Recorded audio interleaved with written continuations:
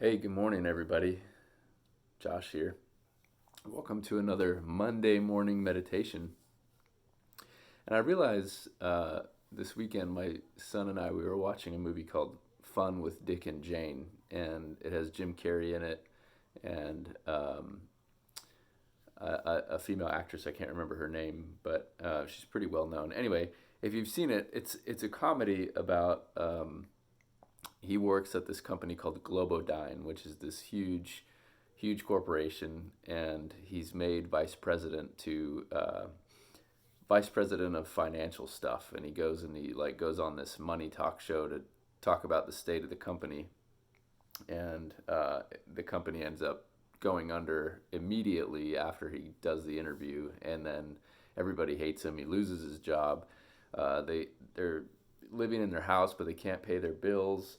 Even their lawn gets repossessed. Like the lawn people come and roll up the sod and take it away. And so he and his wife, who quit her job at the travel agency when he got promoted, end up doing crazy things. They go and they start, robbing liquor stores and robbing banks and all these crazy things. And of course, it's a satire, so it's done with uh, humor and a lot of laughs. But there's a very real element to the movie that got me thinking about, you know, this is another Monday for so many people in our country who are not going to be going to work today. And so many of the lives are just kind of hanging in the balance right now.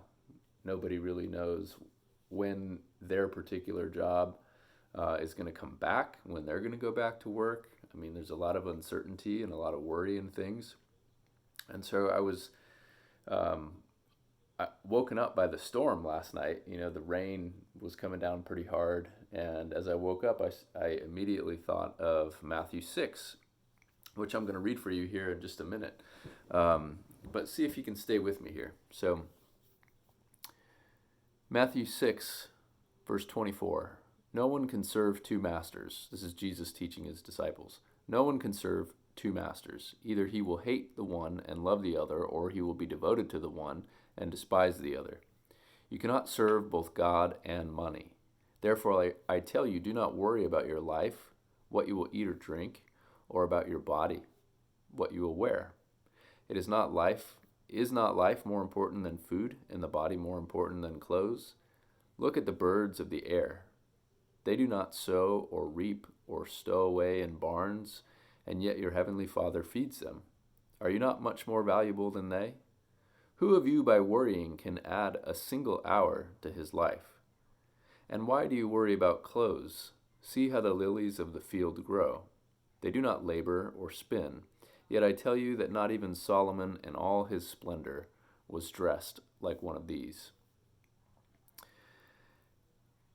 In Israel, the flowers that grow on the hillside above Galilee are rich, this is rich red and kind of these royal blue colors, and they're really tall. There's like 10 inches of stalk before the flower blooms. And I imagine, Jesus is teaching his disciples among these lilies and these flowers. And he's pointing out this contrast here between, obviously, um, having and not having, and when you don't have, worrying about how you're going to get what you need in order to survive. And for a lot of us right now, that's a very real concern. However, for a lot more of us, I think it's safe to say that um, we worry about losing the things that we have. We're concerned about like what if, like all these what if scenarios. What if I can't pay the mortgage? What if I can't pay the car payment? What if I can't keep the lights on? And some might get, frustrated with this passage because they're thinking like, okay, yeah, that's great in a philosophical sense. God's going to provide. But then what happens when God doesn't provide? What happens when the lights do get turned off? What happens when you're not able to feed your household? I mean, those are very, very real concerns for a lot of families who continue to have faith in God because they believe that God is going to provide for them. And indeed, God does provide in God's timing, right? And so our test as Christians, the testament of our faith, is to trust God continually, but it's really a battle of the mind, right? It's a battle of the mind and how we choose, in a sense, what owns us. For example, if you go to work and you're working, and your job is the thing that you are tied to, if your identity is tied up in your job, everything you do is tied up in your job, then your job owns you. Unless, of course, you love your job, in which case it doesn't own you. You do it out of a labor of love. But if you don't really love your job, and it's just kind of like, yeah, it's great, it puts money on the table, puts money in my pocket and food on the table, then your job owns you. The world owns you. And that's what Jesus is calling into account here is, don't let yourself be a slave to the things of this world. If you're going to let anybody own you, let the one who owns you be God. Consider that for a moment.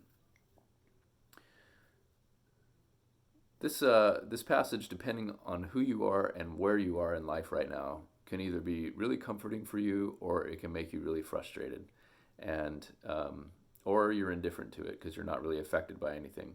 But wherever you are, I want you to consider this passage today. Really, I want you to read it and I want you to digest it and I want you to search yourself inside to find out how it makes you feel. How it makes you feel. Do you feel, well, I'll just stop there. Whatever you feel, analyze that. Why do you feel that way? Maybe share your thoughts and your feelings with a trusted friend or a neighbor or anyone who may be watching this video with us as a family. All right, guys. I know this one's kind of loose today, but I hope you found it helpful in some way. And as always, if you have any questions or comments or a topic that you want me to cover, send me a message and I'll get to it. I love you, and I'll see you next time. Bye.